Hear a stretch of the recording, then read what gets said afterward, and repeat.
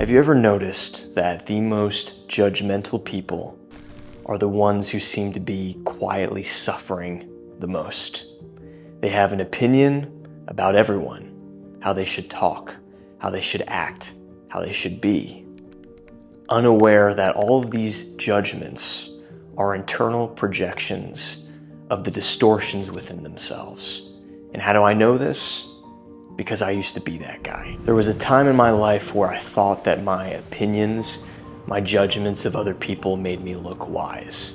Oh, look how shallow this person is. Look how lustful or immoral this person is. And it was always an external projection of my own internal demons that I hadn't fully integrated and dealt with yet. Now, when I was that guy, if someone would have told me this, I would not have been able to receive it. I would have been very closed off. I would have doubled down and gotten even more defensive. But there did come a point where I was sort of in that middle ground where I started to suspect that my external world was a reflection of something deeper going on within me. And when I started to have little bits of humility, then it was almost like little cracks in the shell where light could begin to shine through. So if that's where you're at right now, then this video is for you. I recently got a text message from a guy at the gym that I met. We talk sometimes about different things, dynamics of men and women, fitness. And out of nowhere, I got this long paragraph text from him just basically saying how there's this certain girl in the gym who dresses a certain way and she's flirtatious, but he knows that she has a boyfriend, and how she's what's wrong with society and all these things. And I couldn't really say much because he was so much in that energy of judgment that all I could say was, yeah, man, the more I live life and have my own experiences, I've found that when I'm in the energy of judgment and resentment, I tend to suffer. When I've let that go, then I live from a place of just more peace and fulfillment, but you do you. What struck me the most about this message that he sent me was just the pain beneath all of these words. Because when judgment feels this emotionally charged, it's never about other people. It's about our own shadows that we can't bring ourselves to look at. If we realize that the things that we are externally judging in others are prevalent within ourselves, then that makes us a bad person, an immoral person, a person who is everything that we think that we hate in this world. And that's why this concept of self-love is so profound. People don't realize that self-love isn't just this airy-fairy thing where it's like, oh, I love myself, crystals, spirituality. No, it's way more intense than that. It is finding the darkest, most grotesque parts of yourself, shining a light on them, and actually bringing love to those parts of yourself. Understanding that that darkness is just a distortion of your inner child innocence that wasn't seen when you were growing up, that was neglected, that felt like it had to protect itself. And so it morphs into this kind of grotesque monster, but it buries itself so deep in our unconscious that all we can do is project outwards. We see immorality or imperfections in other people, and we feel this false sense of empowerment of like, look how fucked up this person is. And that's why, spiritual teachers, people like Jesus, Yeshua, talked about, like, if you can't forgive other people, then you yourself won't be forgiven. Not because God's this old man in the sky judging you. You become a product of your own judgment. The same judgment that you project into the outside world, you actually have to live by that heavy judgmental standard. And it's too much for a person to bear, so all we can do is project it outwards. When we judge, it does give us this sense of control, but it is like a false pseudo-control. Compassion, on the other hand, requires a lot of self-honesty, vulnerability, and the willingness to look at all of your inner distortions and self-deceptions. Every human being on this planet, myself included, there are pockets of self-deception. We are lying to ourselves about who we think we are. But true humility and healing, in a sense, comes when you have the strength, courage, and willingness to look at the parts of you that are maybe grotesque in your eyes, the parts of you that are violent, lustful, malicious, narcissistic. There comes a point in your inner journey where you have to look at all these things, face them, and sit with them until they begin to transmute, until they start to become alchemized into something higher. The true essence of every human being on this planet is actually love. but it's covered by all of these distortions and all this dirt. Going within yourself, you start to chip away at these things until what's left is who you actually are. So the question is, how do we start to dissolve this judgmental energy that a lot of human beings are carrying around? It's in the collective human consciousness.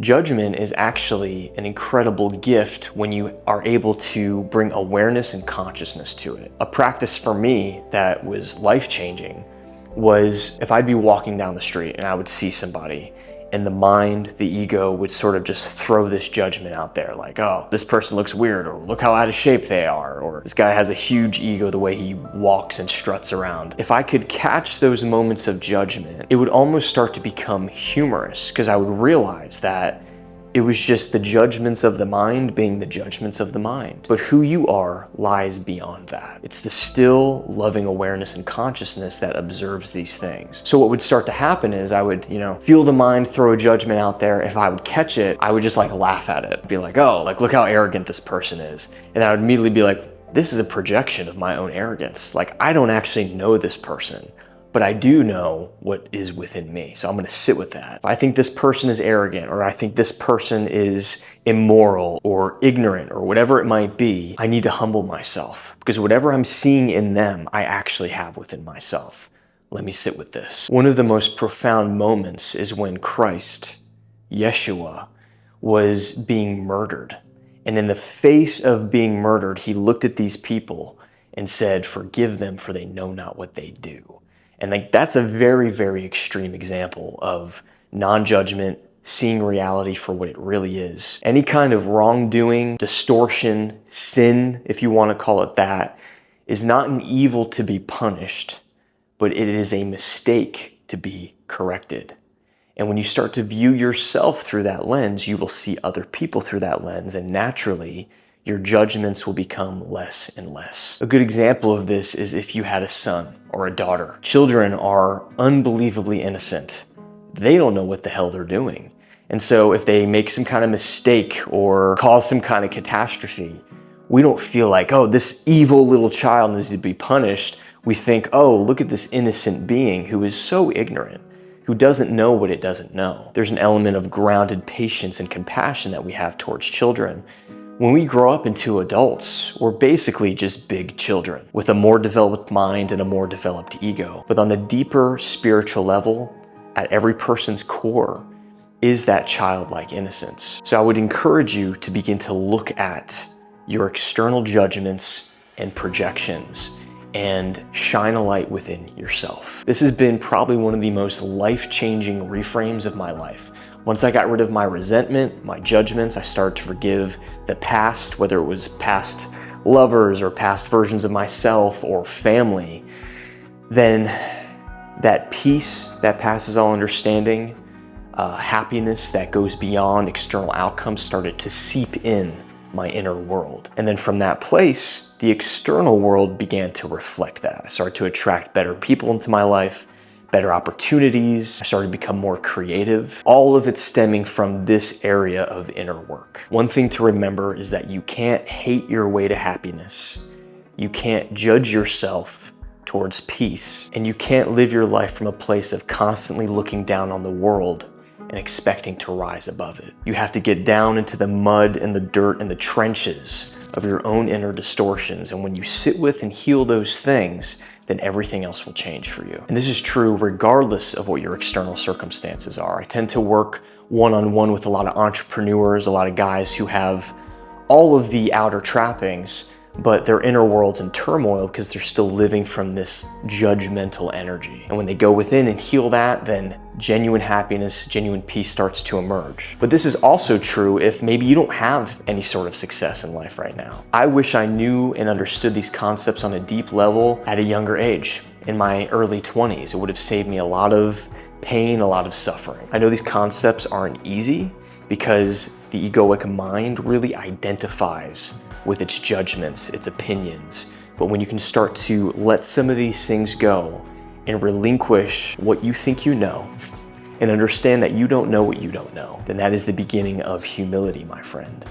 And humility is the beginning of truth and ultimately peace. And seeing every human being, including yourself, as just someone who's doing the best they can with the level of understanding and consciousness that they're at right now. And then from that place, the heart starts to open.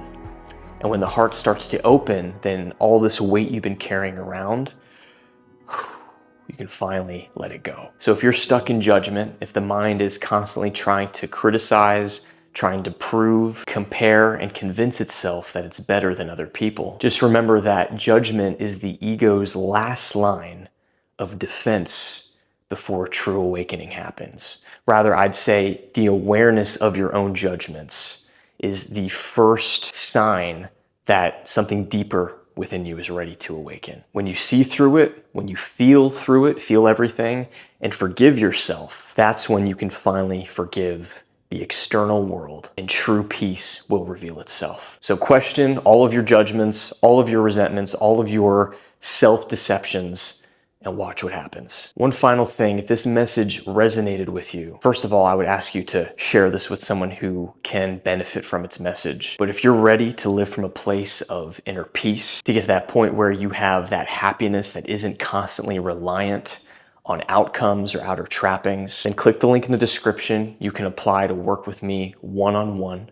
I am very selective with who I work with these days, but so many guys that I've worked with have had incredible results in terms of inner peace, fulfillment, and genuine happiness that comes from that deeper essence of who you are and not from what you're doing or what you're achieving. If you're ready to step into that kind of fulfillment and that kind of embodiment, then click the link below. We'll hop on a discovery call and see if we're a good fit to work together. That's all I got for you today. Leave a comment. Let me know if you've had any kind of revelations or breakthroughs from this video.